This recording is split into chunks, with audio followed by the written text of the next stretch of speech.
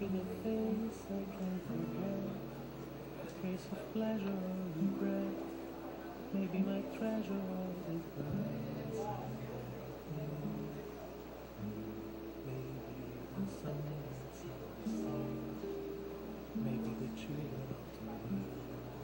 Maybe a hundred different things.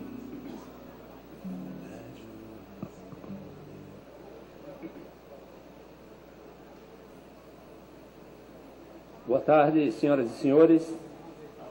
Bem-vindos ao nosso terceiro e último dia do 11º Congresso Internacional de Direito Tributário de Pernambuco. Teremos a conferência de saudação ao presidente do Congresso.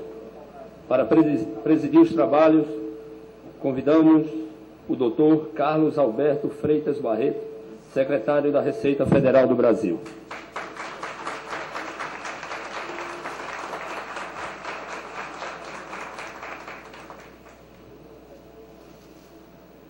Convidamos o excelentíssimo senhor Luiz Inácio Lucena Adams, ministro-chefe da Advocacia Geral da União, acompanhado de sua esposa, doutora Raquel Dias.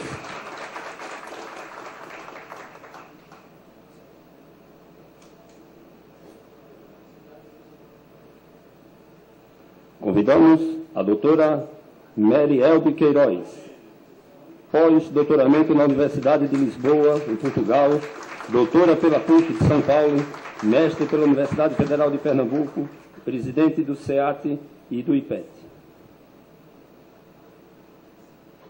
Convidamos a doutora Fernanda Vilela, diretora do IPET e advogada.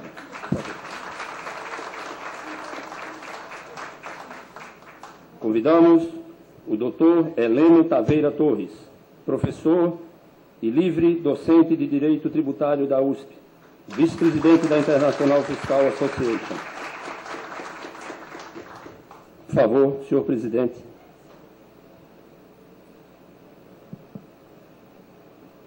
Boa tarde a todas e a todos.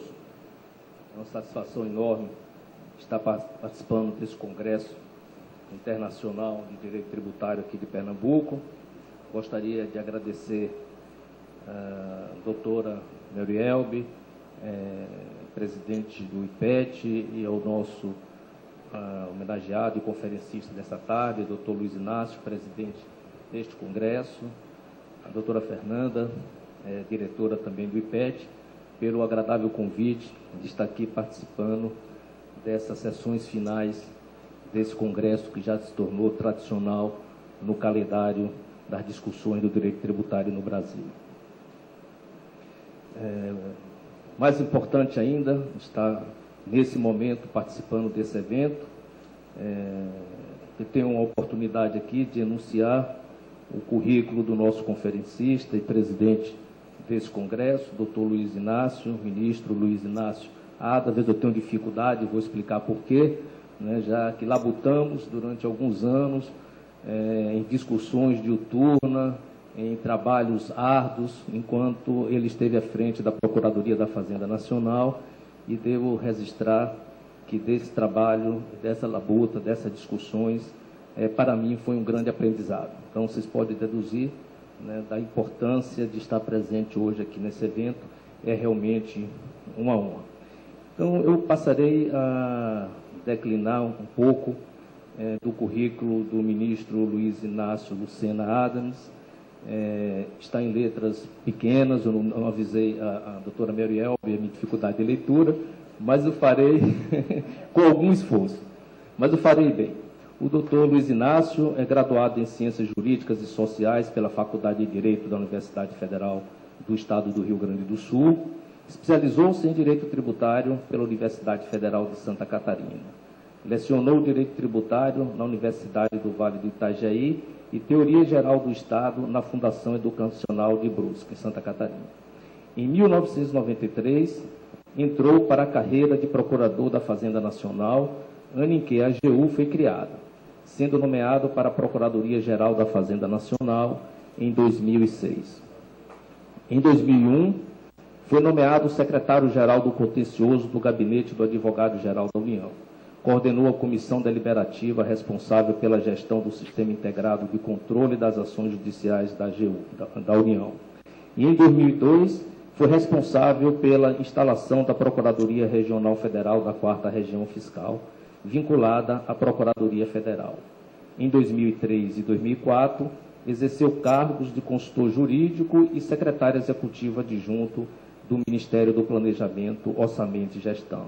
Atualmente, é advogado-geral da União, nomeado em 23 de outubro de 2009 pelo excelentíssimo senhor Presidente da República, exercendo o mais alto órgão responsável pela assessoria jurídica do Poder Executivo.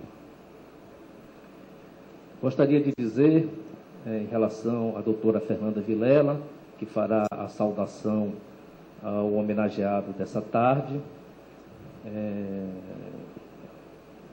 que a doutora Fernanda, nesse mini breve currículo que declinarei, atuou como assessora jurídica da diretoria e advogada desde agosto de 1985, nas principais áreas do direito tributário, comercial e comércio exterior das empresas, Corpetrade, Cooperativa Regional dos Produtores de Açúcar e Álcool de Alagoas, sócia do escritório Maria Fernanda Vilela e Advogados, com atuação na área empresarial. Membro do Conselho Deliberativo Estadual do SEBRAE de Alagoas, membro do Conselho Diretor da Associação Comercial do Estado de Alagoas e membro do Instituto Pernambucano de Estudos Tributários. Dessa maneira, tendo quebrado aqui o protocolo, invertido a leitura dos currículos, passo a palavra à nossa diretora, doutora Fernanda Vilela, para que proceda, então, a saudação ao nosso conferencista dessa tarde. Doutora Fernanda.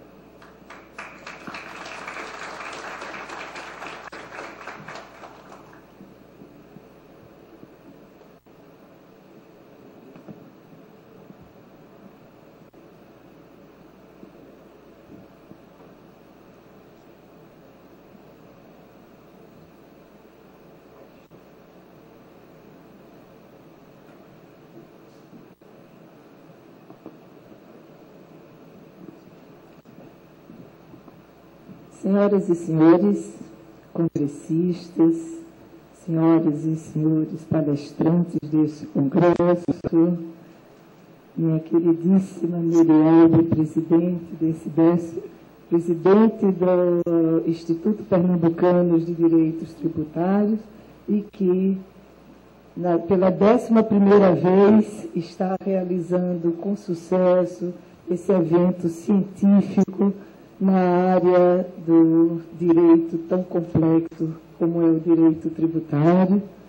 Meu caríssimo ministro, doutor Barreto, secretário da Receita, que prestigia aqui o Congresso com sua presença, caríssimo Heleno, professor e homenageado do Congresso, Raquel Dias, esposa do ministro, companheira de todas as horas, a todos vocês o agradecimento do Congresso pela presença. É com imensa honra que recebi a missão de saudar o excelentíssimo senhor Dr. Luiz Inácio Lucena Adams, advogado-geral da União. Como já foi dito por Dr. Barreto, gaúcho de Porto Alegre, Dr. Adams, daqueles que desenvolveu sua vida na cidade e é apaixonado por Porto Alegre. Se diz apaixonado pelo Grêmio, mas a informação que tenho é que, na realidade, ele torce contra o Internacional e faz de conta que torce pelo Grêmio. Dr. Adams, já ficou dito, é professor também de Direito Tributário, além de procurador da Fazenda Nacional, e agora, desde 2009,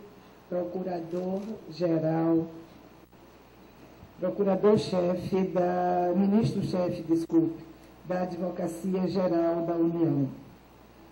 Dr. Adams é pai também de 2 filhas, Marina e Luísa. Meu caríssimo ministro, o 11º Congresso Internacional de Direito Tributário em Pernambuco lhe recebe feliz e envaidecido, como presidente deste evento de magna importância para a cidadania tributária. Sua presença nessa histórica cidade do Recife, na condição de presidente deste Congresso Internacional, confere a todos nós, profissionais do direito tributário, uma satisfação muito especial, um justificado orgulho, por ser este seu gesto de aceitamento da presidência dos trabalhos uma deferência que agrega valor aos esforços, à dedicação, aos estudos de todos nós que aqui estamos, de todos nós que nos dedicamos à lide tributária no Brasil. Sua presença na presidência desse 11º Congresso Internacional de Direito Tributário nos é enorme incentivo, um ato de prestígio, que faz com que nós nos enverguemos ainda mais na dedicação maior à nossa causa e com mais intensificação de nosso empenho de compreender mais profundamente as bases e os desafios do direito tributário contemporâneo. Mais que todos os brasileiros, especificamente nós, viventes do labor tributarista no Brasil, temos que multiplicar nossa capacidade de trabalho físico e nossas condições intelectuais para repensarmos o Estado fiscal brasileiro, em seus dilemas candentes de uma convivência rica em contradições entre o sistema tributário e o mercado. Dura é essa nossa missão, dura é esta nossa lide. Fui secretária de Estado da Fazenda no meu estado natal, Alagoas, e bem sei o quanto a sociedade organizada não sobrevive sem tributo, e a contemporaneidade exige investimentos públicos de porte, ao mesmo tempo que necessita, cada vez mais, de liberar as amarras à iniciativa privada, fomentando o empreendedorismo em todos os níveis. Por outro lado, o volume da carga tributária e as complexidades da legislação brasileira são cada dia mais identificados como óbices ao pleno desenvolvimento do país. O que fazer? Esse dilema não é novo, como todos nós sabemos. E sabemos também, doutor Adams, por sua história, por sua conduta, que isso lhe aflige tanto quanto a todos nós. Sabemos também que o senhor é um homem das letras, é um homem que aprecia e se delicia com a literatura nos seus mais diversos e diversificados estilos, conteúdos e formas. Então, dos alfarrábios nordestinos, pesco uns versos do genial Leandro Gomes de Barros, poeta de cordel, que viveu e versejou entre o final do século XIX e o começo do século XX. Permitam-me trazer-lhes umas estrofes do cordel intitulado O Imposto e a Fome. O imposto disse a fome: colega, vamos andar, vamos ver pobre gemer e o rico se queixar. A tarde está suculenta, o governo nos sustenta, nós podemos passear.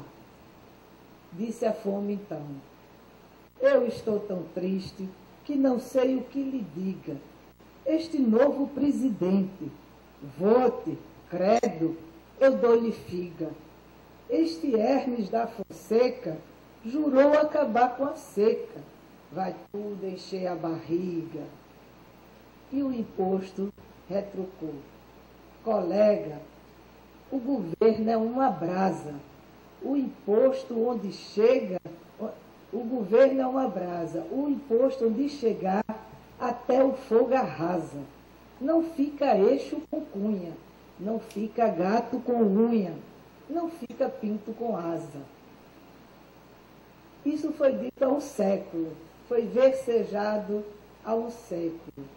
A visão popular sobre a relação entre o tributo e a miséria era real e se expandia por todas as camadas sociais. Uma injustiça teórica, podemos dizer, mas na prática, o desencontro entre a definição legal e a compreensão cidadã do tributo ainda segue real, presente em todo o nosso país, em todas as camadas sociais e econômicas. Leandro Gomes de Barros era paraibano, nascido na cidade de Pombal em 19 de novembro de 1865. Morreu no Recife no dia 4 de março de 1918. Hermes da Fonseca, como sabemos, era gaúcho, filho do alagoano Hermes da Fonseca, sobrinho do proclamador da República, também alagoano, Marechal Deodoro da Fonseca. Senhor presidente do 11º Congresso Internacional de Direito Tributário, nobre advogado-geral da União, o senhor é gaúcho de Porto Alegre, conterrâneo do presidente Hermes da Fonseca, que, por sua vez, era fruto de uma das melhores árvores alagoanas. O poeta Leandro Gomes de Barros era paraibano, alma calejada de nordestino, e o poema reflete aspectos da realidade do Brasil de 1910. Uma teia de inter-relações típicas do nosso Brasil. Não éramos assim há 100 anos. Somos assim desde o início e continuamos sendo, em essência, o mesmo país. O mesmo povo reclamando dos mesmos problemas, os mesmos dilemas em busca de soluções.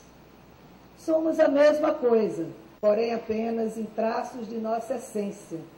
Os problemas têm hoje outra envergadura. Os dilemas têm outras complexidades. Os desafios da contemporaneidade são distintos, bem diversos de tudo que nos afligia antes. Hoje, o Brasil deixou de ser apenas uma promessa de futuro. Somos um país do presente, em movimento ascendente efetivo, desempenhando um papel absolutamente inovador no cenário internacional. E não vivemos um momento circunstancial. Estamos num processo de transformação há pelo menos 2 décadas, como corretamente identificou a presidenta Dilma Rousseff, ao analisar o papel da gestão do ex-presidente Fernando Henrique Cardoso, quando foi deflagrado um processo de ascensão e afirmação do Brasil no mundo. Processo esse continuado nas gestões do presidente Luiz Inácio Lula da Silva e preservado neste mandato da primeira mulher a usar a faixa presidencial em nosso país. Vivemos, portanto, meu caro ministro, um momento inteiramente novo, para o qual deve-se construir respostas inovadoras a problemas novos e também para velhas equações teimosas em exigir respostas. Caríssimo ministro, o senhor faz parte da gestão que vive este momento novo no nosso país e ocupa um cargo estratégico. Questões do sistema tributário nacional brasileiro e mercado é um desses problemas candentes a cobrar inovadoras e ousadas respostas. Temos confiança que Vossa Excelência, com sua inteligência invulgar, seu preparo intelectual de peso, sua coragem, sua sensibilidade e comprometimento com o Brasil, pode contribuir decisivamente no apressamento dessas respostas.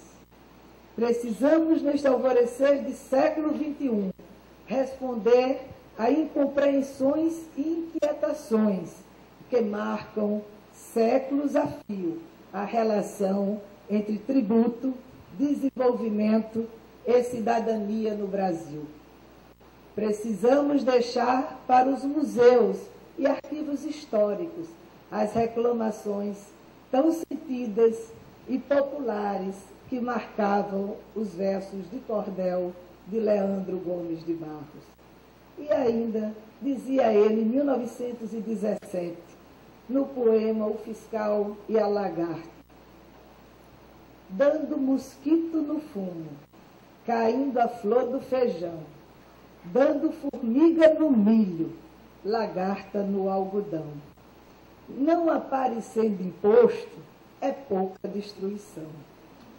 Chorava um português velho que há tempos aqui vivia. Por arte do diabo foi lá o fiscal um dia. Viu ele fazendo pão, coletou-lhe a padaria. Senhoras e senhores, excelentíssimo ministro, caríssimo presidente do nosso 11º Congresso. Infelizmente, muito do contido nesses versos, velhos de um século, ainda é dor sentida como atual pelo contribuinte brasileiro. Este Congresso, sob a sua presidência, ministro, dá mais um passo na busca em que o Brasil de hoje garanta o seu amanhã, repensando e ousando modernizar o nosso Estado fiscal. Muito obrigada por ter aceitado a presidência. Muito obrigada por estar aqui conosco. Muito obrigado a todos vocês pela paciência em ter ouvido.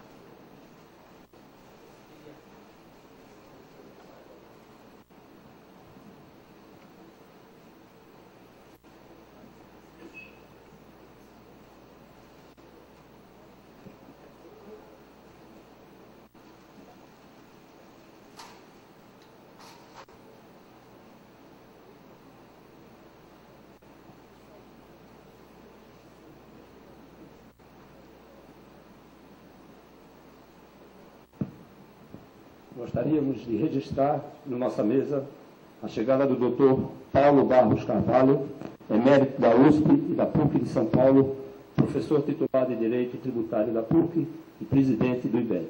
Muito obrigado pela presença.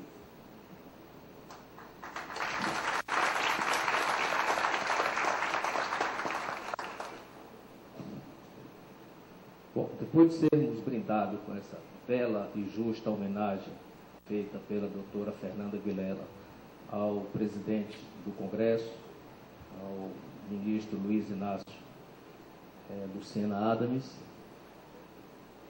vou dar um tempo para ele respirar, contar até 10 e passar a palavra para que ele possa proferir a sua conferência.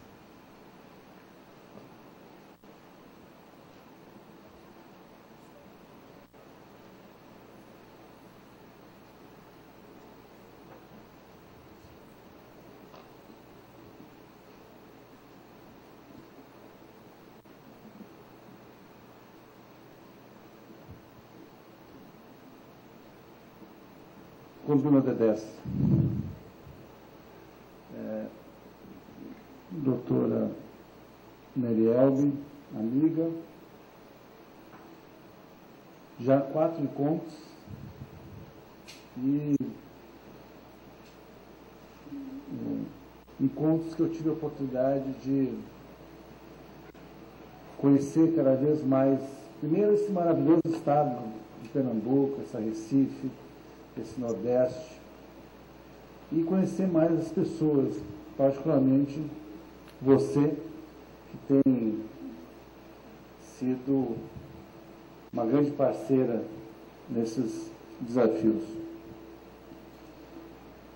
Doutor Barreto, a mesma dificuldade que o Barreto tem para me chamar de ministro, eu tenho para chamar de secretário. Barreto e eu temos atuado em diferentes posições, né, Barreto? Debatendo temas dentro do Ministério da Fazenda, nos auxiliando mutuamente, e eu acho que o Barreto tem pontuado esse movimento de mudança do Conselho de Contribuintes, agora CARF, né, ao exercer sua presidência. Quando ele assumiu a presidência do CARF, ele assumiu com essa missão de fato, fortalecer essa instância e firmar esse tribunal administrativo de altíssima relevância e história, e para a qual, devo dizer, o professor Paulo de Barros Carvalho foi uma gentileza extrema conosco, quando, sem nenhuma retribuição, além da disposição do trabalho, concordou em nos auxiliar nesse trabalho, compondo essa equipe de grandes pessoas que selecionam os conselheiros, são responsáveis pela seleção prévia dos conselheiros. E o professor Paulo de Barros, eu devo dizer a todos, aqui presente, viva voz, não teve nenhuma dúvida em aceitar essa proposta, esse convite. Né? Aceitou com o maior prazer e entusiasmo e mantém até hoje, eu devo dizer, esse entusiasmo pelo CARF e pelo futuro do CARF. Eu devo aqui também agradecer a especial atenção, porque eu sei que ele também é cúmplice, ele é o mentor oculto também dessa homenagem, que é o homenageado real desse encontro, que é o doutor Heleno Torres, né, que eu chamo de doutor, mas na verdade eu devia chamar mais de amigo Heleno Torres, porque nós, a primeira vez que eu conheci foi quando eu estava na PGFM e eu tinha recebido uma missão do ministro da Fazenda e do presidente da República de propor soluções para a dívida ativa que já estava no processo e continua, devo dizer, num processo cumulativo, mas sem perspectiva de solução. E uma das questões que eu sempre me convenci, desde da minha ingresso no Ministério da Fazenda, como procurador da Fazenda, era a possibilidade de usar o Instituto da Transação. E, ante uma dificuldade natural, eu devo dizer, dentro da administração tributária, de achar pessoas que tivessem essa mesma disposição, eu, por indicação do amigo comum nosso, né, Rodrigo, nos encontramos e dali diante fruticou uma amizade que persiste até hoje. Né, uma amizade boa, bonita, e que eu devo dizer, o Heleno, quando recebeu essa missão, se desincumbiu dela com uma rapidez incrível, né, e com muita qualidade. E é o que nós temos hoje como projeto do Congresso Nacional. Né?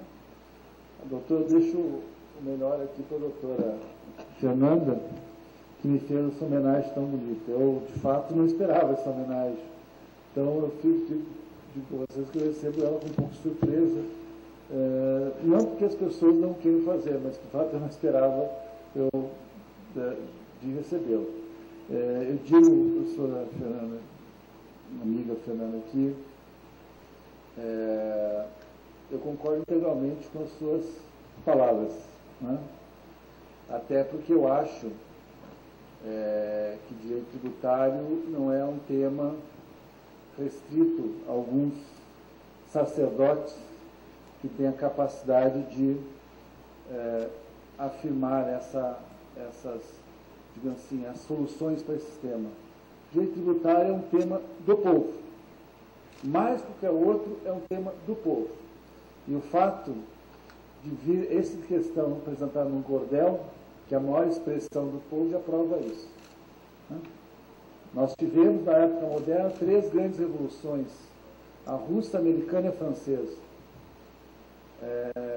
Significativamente, na Revolução Francesa, a Revolução Americana, o tema tributário é o tema que deu o início àqueles movimentos que revolucionaram a nossa época moderna. Então, eu digo, doutora Fernanda, aqui, subscrevo de novo, integralmente, todas as ditos, particularmente do Gordel, que eu achei de uma beleza maravilhosa. Eu vim aqui falar para vocês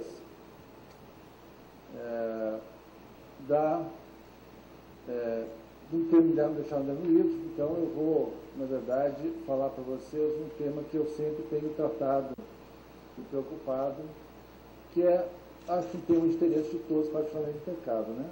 Que é a litigância, que é o tema da União como grande litigante.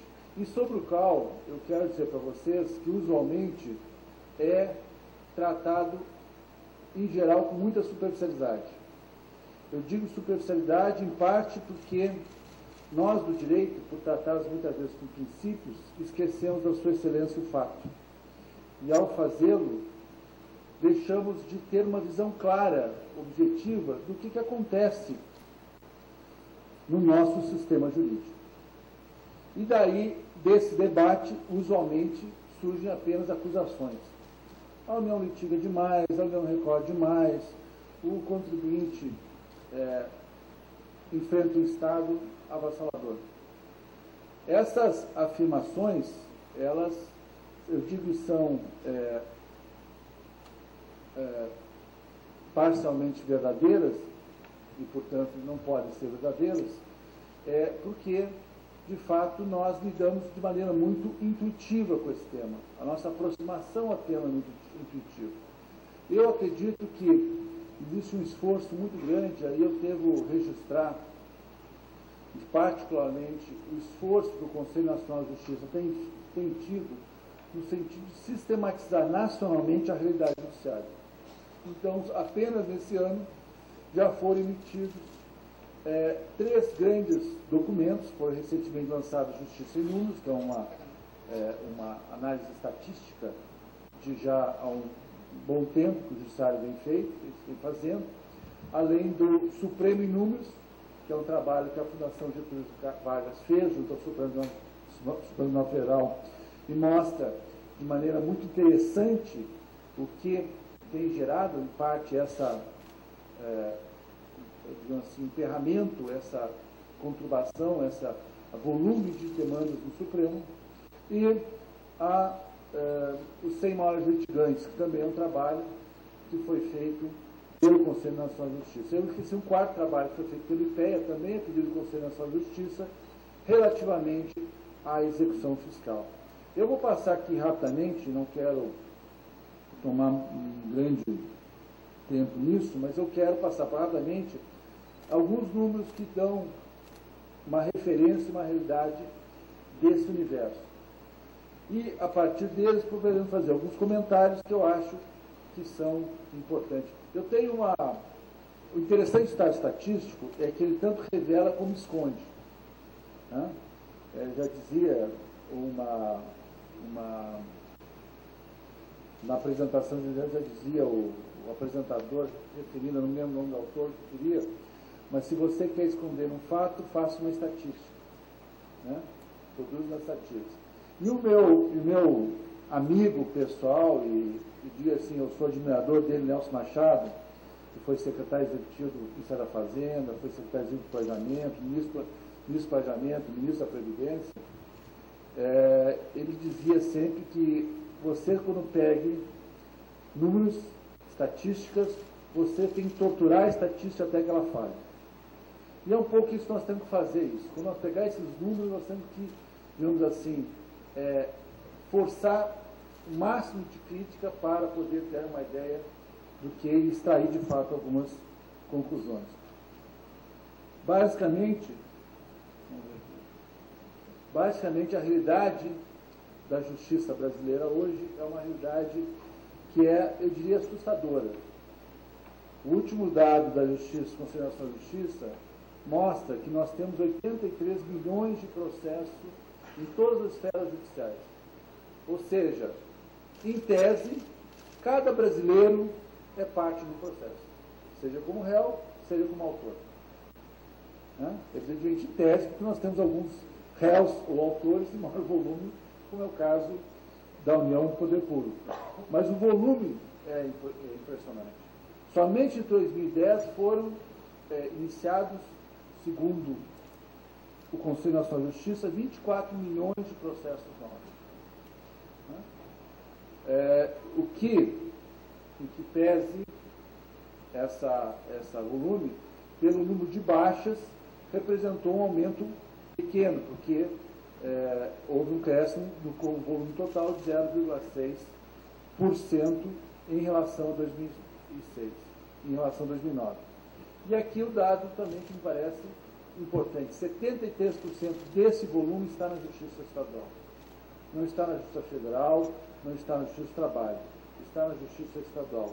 O que mostra também a realidade de onde se concentra essa sobrecarga de demandas. O setor público federal é o primeiro colocado nesse ranking. No ranking dos 100 maiores litigantes, o poder público é o primeiro colocado. E aqui um pequeno comentário. Não há como ser diferente. Não há como ser diferente, pelo simples fato de que o poder público é o maior prestador de serviço do Brasil. Ele atende 24 milhões de beneficiários da Previdência Social. Ele atende 1,5 milhão de servidores ativos e inativos. Ele atende em torno de 30 milhões de pessoas contribuintes como pessoas físicas. 3 milhões de pessoas jurídicas como pessoas contribuintes da Receita Federal. Ele lida com o universo e demandas de responsabilidade envolvendo as chamadas comunidades vulneráveis, índios, comunidades negras, quilombolas, as questões ambientais. Ele atende e é obrigado a suprir a saúde dos 190 milhões de habitantes que vivem nesse país, já que a saúde é universal. Ele é obrigado a atender a educação do ensino fundamental ao ensino superior de maneira não plena, não universal, mas com maior responsabilidade e obrigação possível. Então, ele tem uma pluralidade de demandas que, de fato, não há como pensar que um ente, um setor que tem esse nível de interlocução, esse nível de prestação de serviço, não vá ser, de alguma forma, substancialmente demandado no judiciário. Agora, o fato de ele estar no primeiro colocar no ranking não necessariamente justifica a realidade comportamental atual. Ela não pode, a partir de uma premissa dada, factual dada, de que ele vai ser, de fato, ser profundamente demandada pela essa realidade, não quer dizer que ele esteja agindo de acordo com a melhor postura possível para a redução dessa mentirosidade. E aqui o ponto que eu levanto e que mostra que, de fato, em que pese esse universo de litígio, a posição do poder público não necessariamente é uma posição incorreta. O êxito que nós obtemos nos tribunais superiores representam em torno de 50%. Ou seja, o poder público ganha mais ou menos metade dos litígios a qual está envolvido. O que significa e mostra, de fato, a participação do poder público não é uma participação meramente resistente à prestação de um direito, mas é também uma participação que busca também preservar direitos que são substanciais do ponto de vista do Estado, de preservar a própria capacidade do Estado a muitas realizações de serviço. E a questão da médica, a questão de saúde é uma questão clássica nesse ponto, né? Em que nós temos um universo de demandas, né? Um universo de demandas que algumas, evidentemente, lidando com situações extremas, com a questão de saúde, com a vida ou com a morte, chamaria aquelas escolhas trágicas que nós temos, né? A quem se atribui um rim para transplante? A quem se atribui um coração? Se atribuem ao fumante, existem cortes que a medicina, que o sistema médico faz, para não atribuir para determinados pacientes por características. São fumantes, têm tradição de alcoolismo, têm idade avançada e assim sucessivamente. Esses cortes são parte dessa realidade que se chama escolhas trágicas, né? E que muitas vezes o judiciário é chamado a intervir e arbitrar. Então, isso hoje, no âmbito, recentemente nós tivemos uma liminar que determinava, por exemplo, que um determinado paciente fosse tratado em Cuba, que supostamente lá tem um tratamento que resolveria ou trataria aquela questão específica que ele tem. E assim vai por diante, né? Eu já tive uma liminar uma vez em que obrigava a remoção de um procurador para o Estado do Nordeste, em lugares, uma cidade, não era Estado, uma cidade do Nordeste, só está vendo naquela cidade, é o único clima possível para receber aquele tratamento. Então, assim, essa dinâmica de litígio, na verdade, demonstra um fato que, para mim, está dado, que o nosso direito processual ele não protege o direito, ele protege a pretensão ao direito. Ele garante que você possa, junto ao judiciário, pleitear o que você pretende como seu direito, mesmo que não o seja, mesmo que não o tenha. Mas ele tem esse direito de fazer essa prestação. E como vocês vão ver mais adiante, que eu já vou passar.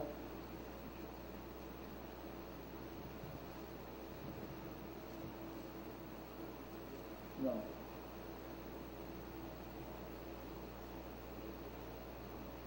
Aqui. Como a gente na pesquisa IPEA mostra, por exemplo, que o custo, e o CNJ também faz essa análise no Justiça e Número, o custo da ação judicial no Brasil é muito barato. Uma ação judicial de execução fiscal no Brasil custa ao poder público R$5.000 a sua tramitação. É muito barato litigar no Brasil. E por ser barato, ela oferece muito pouco risco para quem litiga. Digamos assim, ela se torna complexa para aqueles que dependem da ação judicial para suprir uma pretensão, um direito que eles possam ter. Mas para quem resiste a qualquer pretensão, o custo e o risco da ação judicial é muito barato. Os americanos têm, no sistema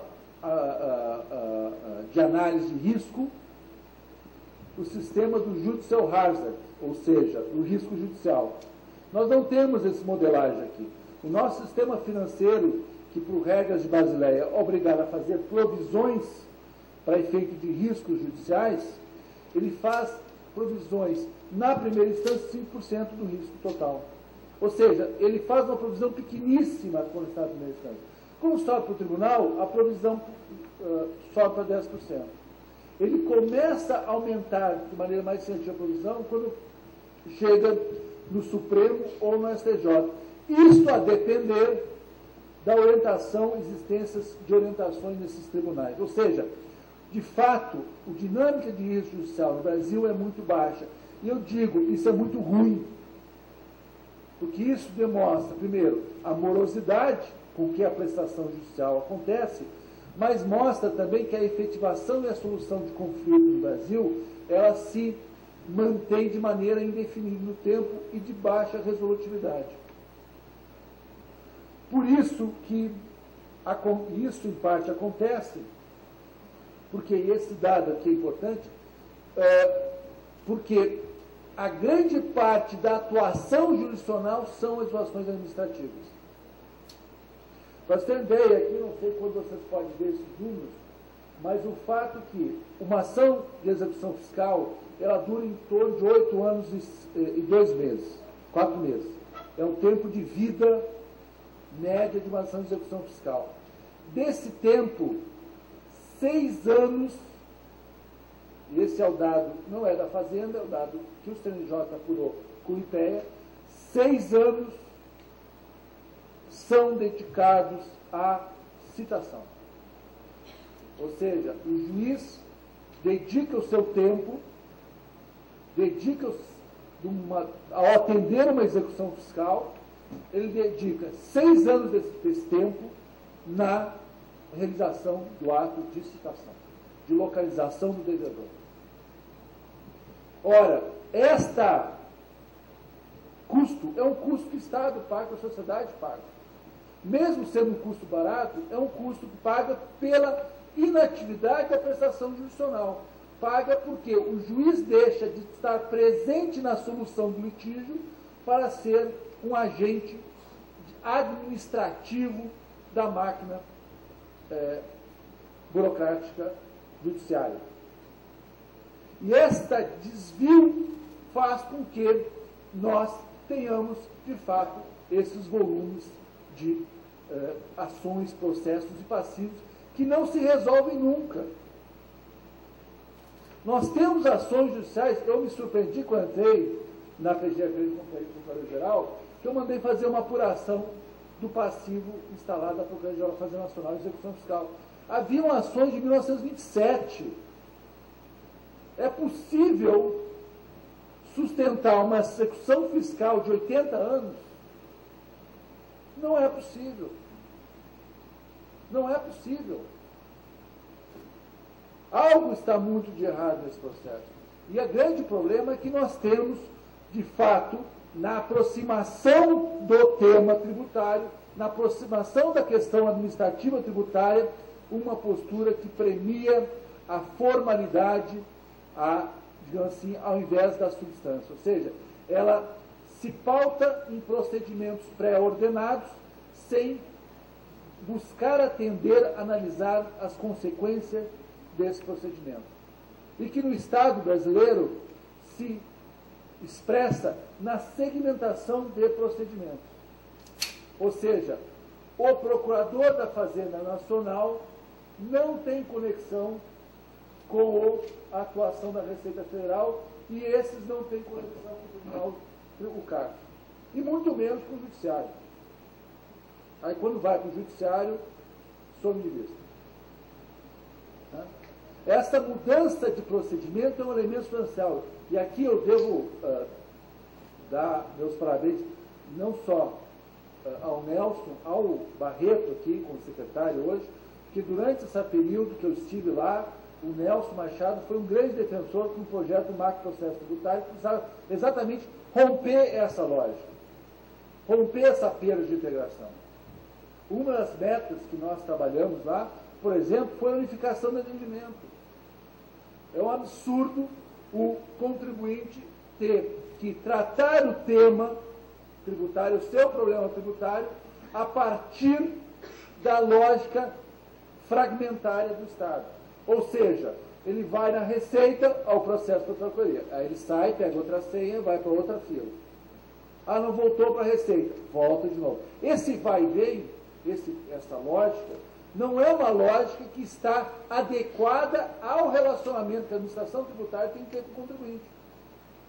Exatamente do ponto de vista do contribuinte, esse não é o centro. O centro é o problema dele. Eu tenho passivo, não importa onde está.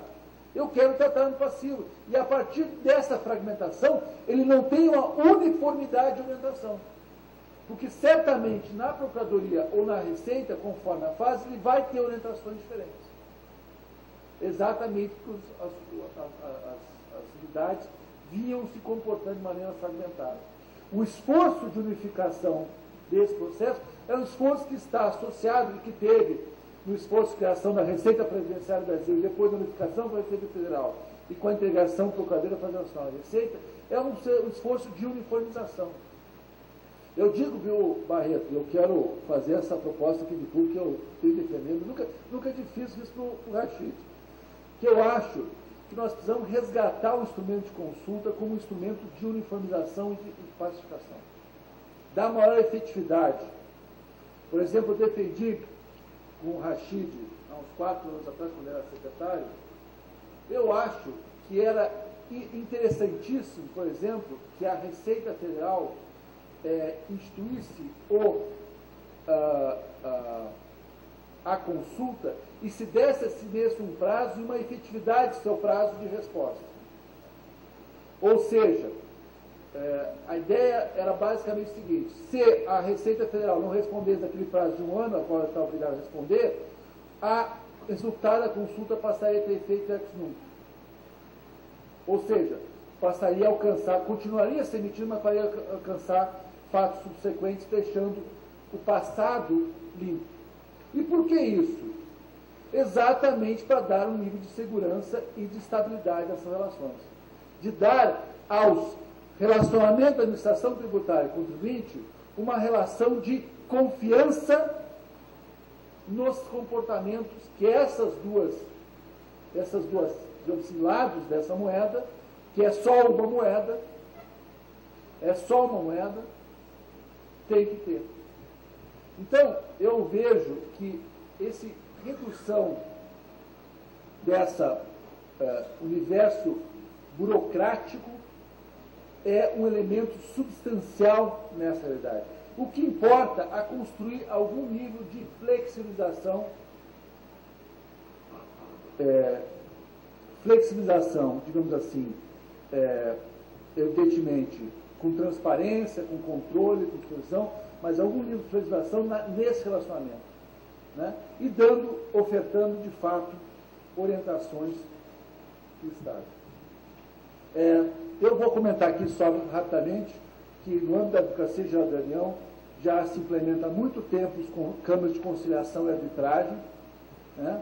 É uma atuação que tem se voltado primordialmente para conflito intra-Estado. E aqui eu só destaco isso porque às vezes as pessoas que estão fora do Estado não têm dificuldade de compreender que o Estado brasileiro ele não é uma caixa uniforme, uma entidade uniforme que todos pensam da mesma maneira. Na verdade, o Estado brasileiro é portador de todas as contradições da sociedade brasileira. E essas contradições se refletem em concepções e visões diferentes que estão sempre em debate dentro do Estado. Então, um dos grandes desafios que nós temos hoje é harmonizar esse volume gigantesco de garantias e direitos que a Constituição deu aos nossos cidadãos. E eu digo, é um volume gigantesco, porque eles envolvem direito do quilombola a ter a sua terra, em que aquela comunidade ocupou de maneira tradicional. O direito da comunidade indígena de preservar suas terras, preservar suas terras de ocupação também tradicional. O direito dos pequenos agricultores que foram alocados em áreas pelo Estado, às vezes há um século, há 50 anos, há 80 anos, e que, de novo, estão lidando com digamos assim, lidando com outros direitos emergentes. O direito de preservação de áreas ambientais, o direito de preservação de garantia de desenvolvimento que beneficia toda a sociedade, e assim por diante. Hoje, o conflito mais difícil de resolver não é o conflito entre um mega investidor e os coitados dos pequenos, das comunidades vulneráveis. É o conflito entre essas comunidades.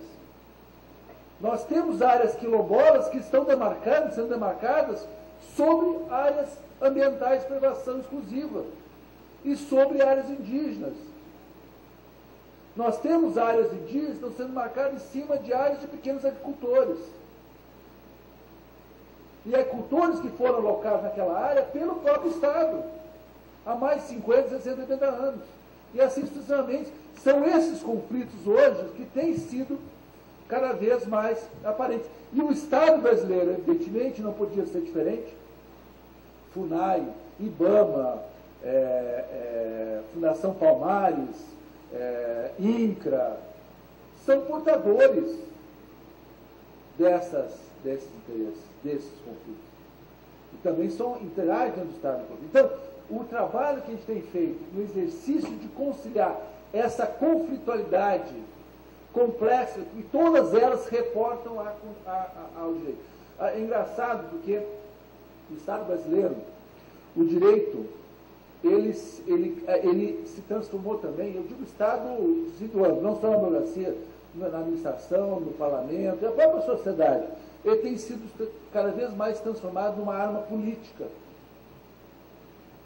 O administrador, em parte por interesse, em parte por insegurança, quando tem uma decisão que lhe compete tomar, ele busca um parecer jurídico. Mas não um parecer para indicar soluções, um parecer, ele transfere, na verdade, a decisão dele ao universo jurídico.